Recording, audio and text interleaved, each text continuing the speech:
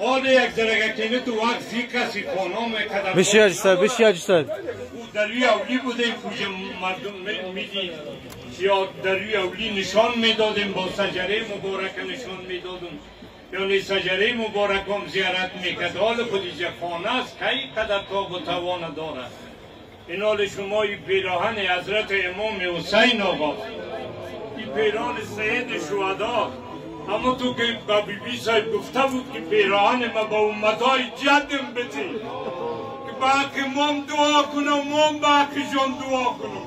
این حال برادرها کجا با حال تا چون پایهای ما درد میکنه شیمان ندارم وقت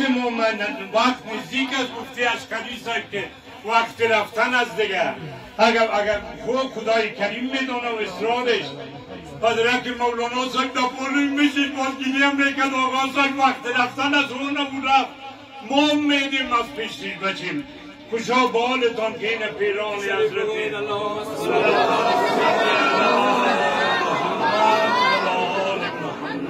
صلی صلیت وعلى آل إبراهيم إنك حميد مجيد اللهم صل على محمد وعلى آل محمد كما صليت على إبراهيم وعلى آل إبراهيم إنك حميد مجيد صلي بنا براء ولك زارا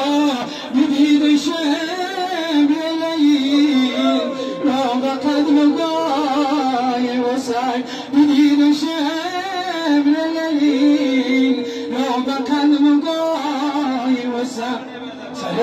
سري ستار زيان شيء مجيد من غزلات مقل ستار مياد سر بخاك پای نسای قسم به حق ولا کی بسوزدش دوزخ همین قدر که بود قبر و آشنای وسای همین قدر که بود قبر و آشنای